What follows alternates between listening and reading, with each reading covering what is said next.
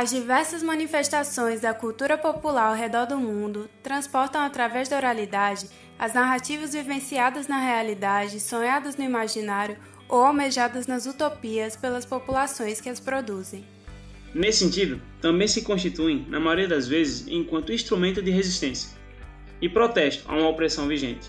O Nordeste brasileiro é riquíssimo no que diz respeito à expressividade da cultura popular.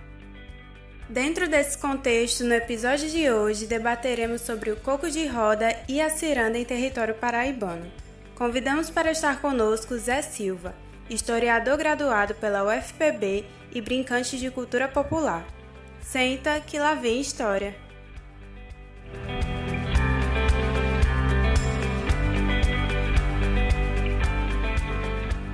Bem-vindos a mais um episódio do podcast Senta que lá vem história. Eu sou Gabriela. E eu sou o Elivelton. Agradecemos a presença de vocês nos ouvindo. Seja bem-vindo, Zé, e nosso convidado de hoje. E pedimos para você falar um pouco sobre como você define o coco de roda e como se dá a expressão cultural no Nordeste brasileiro. Bom dia, sou Zé Silva, é um prazer estar aqui, né? Vamos lá. Coco de roda é uma brincadeira, né? Que é de matriz africana e indígena. E eu vou falar especificamente sobre o coco de roda na Paraíba, né? Cada mestre ou mestra tem a sua definição, né, do que é coco de roda. Coco de roda, assim como a palavra samba, é uma palavra que define vários tipos de expressões musicais, de dança e de toque, né?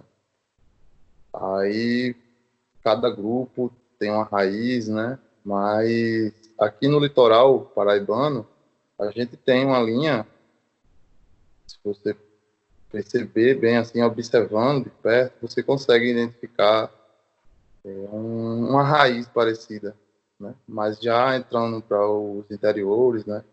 Caiana dos Crioulos, Santa Luzia, Monteiro, né? Você já identifica outro tipo de raiz, né? Assim, né? E o coco de roda é isso, são várias expressões, né, unidas pelas raízes, né? E pelo próprio termo, né? Coco de roda ou ciranda. Qual é o papel da história oral para a construção da memória dessas comunidades e desses brincantes? A história oral, as populações africanas e nativas, né, brasileiras, tem na história oral a forma de não deixar suas culturas, suas memórias, seus ancestrais se perderem com o tempo, né? A história oral é que traz, né, várias cantigas, vários mestres, várias mestras, né, e de outros tempos, né, até o tempo presente, né? Isso acontece em diversas expressões culturais, por exemplo, a capoeira, o próprio samba, os maracatus. No coco de roda aqui da Paraíba não é diferente, né? No Novo Quilombo, por exemplo, até hoje eles guardam a memória de um grande mestre, né? Que foi, por exemplo, Luiz de França. Tem vários cocos, né? Que chamam ele Professor Luiz de França, né? E ele é dentro da comunidade, ele é como se fosse o professor, entendeu? O professor que ensinou todos a brincar coco, tirar coco. Então ele sobrevive dentro dessa oralidade. Zé, como você falou, a expressão cultural do coco de roda é muito forte. Mas como a gente pode identificar as raízes africanas e indígenas através do canto, da dança e dos toques no coco de roda? Se a gente for parar para analisar, né, dividindo assim as partes do coco de roda, né, o coco de roda é formado por tripé, né, dança, toque e canto. A dança, se pararmos para analisar, a umbigada ou embigada, né, que é principalmente dos cocos mais litorâneos, né, a umbigada vem dos povos bantus, né, africanos, né. E a questão do toré, das danças de roda, já existia aqui, né, no Brasil, na Câmara Cascudo fala sobre isso, né, e existiam já essas danças, né, e uma delas era o toré. E aí a gente pode identificar que com esses grupos, né, aqui no Brasil, né, na mesma localidade, com diferentes expressões culturais se unindo aqui, né, no nosso território, começam a nascer diversos tipos de culturas, né? E uma delas é o coco de rosa, né? Essa mistura da umbigada com as danças indígenas que já existiam aqui, né? O canto também do coco de roda, né? As populações africanas, elas são muito boas de improviso, né? O coco de embolada, um desses exemplos, né? E o improviso é muito forte dentro do coco de roda. Hoje em dia nem tanto, mas no século XX era muito forte, né, a questão da embolada, né?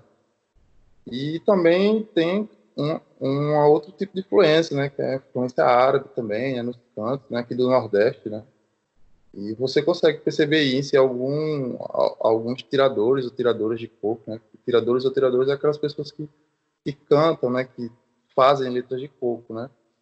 E no toque você também consegue perceber diversos tipos de influência, né? Você consegue perceber a influência indígena, por exemplo, no litoral norte, você consegue perceber ali na aldeia Comaru, na Barra de Camaratuba, né? Uma influência indígena muito forte, né? Daquela região ali, né? Já aqui no litoral sul, você já percebe uma influência africana maior, né? Porque é uma região que tem quilombos no litoral sul, né? E também é uma região indígena, né? Então eu acho que basicamente é isso, né? Porque formos aprofundar aqui essa questão vai levar muito, muito tempo. Ô serena, serena, serena do amor, no braço de quem me ama, morro mais não sinta dor, serena. Zé Silva, fala um pouquinho sobre o contexto da ciranda para a gente. Eu sei que ela foi um pouquinho mais difundida entre a população geral de uns tempos para cá, mas através de uma conotação pejorativa que eu acredito que não corresponde com a trajetória centenária de resistência que ela carrega. Beleza, ótima pergunta. A questão da ciranda, a ciranda, assim como o coco de roda, ela é uma expressão das populações mais pobres, né? Aquelas populações que vivem à margem da sociedade, né? Os quilombolas, né? Populações nativas, indígenas, né? Os agricultores, os pescadores. São essas populações que guardam, né, esses saberes, né? E a ciranda faz parte da história dessas pessoas, né? Ela expressa toda um contexto de resistência, né? De diversão pós-trabalho, trabalho árduo, duro, né? Na agricultura, na pescaria, entendeu? E assim, a gente percebe hoje em dia que a ciranda está sendo usada nesse contexto pejorativo, né?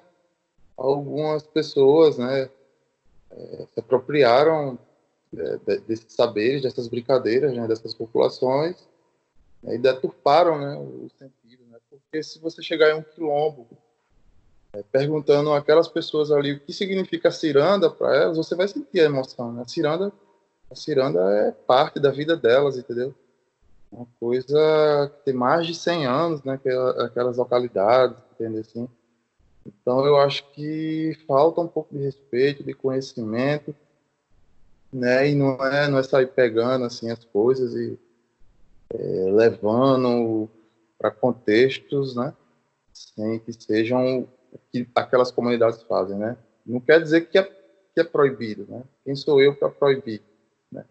Mas eu acho que é necessária a reflexão, porque se você está pegando aquela brincadeira, expressão de resistência, né, e levando para algum espaço que torna ela em um sentido pejorativo, eu acho que tem algum erro aí que precisa ser revisado, né, ser compreendido e talvez ir na fonte, né, já que está se utilizando dessa expressão cultural para saber o que ela realmente significa, né?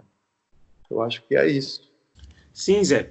Você, Arthur Costa e Israel Lucena produziram um mapeamento desse foguedo em território paraibano. Qual foi o resultado que vocês alcançaram? A gente produziu esse mapeamento, né? A gente encontrou 33 grupos, com certeza tem mais, você está procurando diariamente. 23 grupos nativos, né, e o resto parado, né? Esses grupos são tradicionais, né? São de raiz centenária. São deste grupo de pessoas que eu falei anteriormente, né? Agricultores, quilombolas, indígenas, pescadores. E a partir desse mapeamento a gente começou a produzir o Encontro de Coco de Roda e Ciranda da Paraíba, que foi no Quilombo Ipiranga, né? Em maio de 2019, reuniu mais de 1.000 pessoas, né, do todo o Brasil e do mundo, assim, foi impressionante. E esse encontro é uma forma também de instigar, né, esses grupos tradicionais da Paraíba a estarem brincando, né, não deixar a nossa história, né, porque eles são os construtores da nossa identidade cultural. O coco de roda e a ciranda é parte da identidade cultural da Paraíba. Falta, claro, o olhar, né, dos políticos sobre o que essa expressão significa para a Paraíba, entendeu? Porque do litoral ao sertão é talvez a brincadeira mais encontrada que você tem aqui dentro do nosso estado, né? Agora há pouco tu estava falando sobre a questão da apropriação indevida do termo, né? E como alguns grupos vêm utilizando disso, mas o que tu acha dessa questão hoje em dia? Tem atrapalhado a produção cultural e, querendo ou não, prejudicado até mesmo a história do movimento, a história do coco de roda e assim mesmo a história da nossa própria cultura? Então, talvez, eu acho que sim, entendeu? Acho que prejudica no sentido das pessoas que não conhecem uma ciranda, um coco de roda, estarem conhecendo de uma maneira, eu diria, ridícula, entendeu? Assim, em um contexto totalmente fora do que é a beleza de uma ciranda, de um coco de roda, né? A ancestralidade que existe dentro, né, dessas expressões, né? A luta, principalmente das mulheres negras, né, e indígenas, né? São as pessoas principais que fizeram a maioria dos grupos voltarem à ativa, né, que estavam parados, assim. Então você está desconsiderando toda uma luta, né, assim, né, de resistência mesmo, assim, fazendo esse tipo de coisa, né. Então eu acho que prejudica, sim, prejudica bastante. Eu tô em casa vivendo essa quarentena, minha gente, eu tenho pena de quem não faz como eu faço. Ficar em casa é a única saída, ou então coronavírus vai acabar nossas vidas. A gente está chegando no finalzinho do episódio e esse é um momento em que a gente pede para o nosso convidado trazer algumas indicações de audiovisuais, redes sociais ou até leituras para quem quiser acompanhar sobre o tema que a gente está discutindo. Tá, eu vou indicar de audiovisual o documentário do primeiro encontro de coco de roda de ciranda da Paraíba, né? Esse documentário está no nosso canal do YouTube, Cultura Paraibana, que é um canal que a gente utiliza para divulgar materiais raros aqui da Paraíba. Também temos nossas páginas no Instagram e Facebook, Foguedos Paraibanos, que é onde divulgamos a cultura paraibana.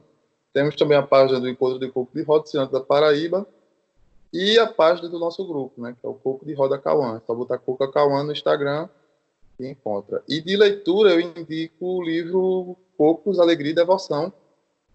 Eu acho que é um bom livro para quem quiser, né, se introduzir nesse mundo do coco de roda e da ciranda aqui na Paraíba.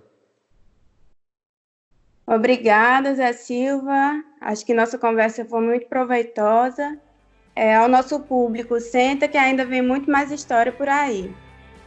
Nos sigam nas redes sociais e nos acompanhem Entra lá no Instagram, Senta Que Lá Vem Podcast, e você vai ficar sabendo sobre tudo sobre nós e sobre os próximos programas. O instrumental de Bombos e Ganzá na abertura do episódio é do álbum Grupo Folclórico Coco de Roda e Ciranda do Mestre Benedito, gravado através da Lei Municipal de Incentivo à Cultura de Cabedelo. O Coco sobre a quarentena do coronavírus é da mestra Ana, do Coco de Roda Novo Quilombo. A ciranda é do álbum Serena Serenar, Coco, Ciranda, Geodete de Pilar, gravado pelos pesquisadores Inês Ayala, Marcos Ayala e Magno Job, através do programa BNB, edição 2008.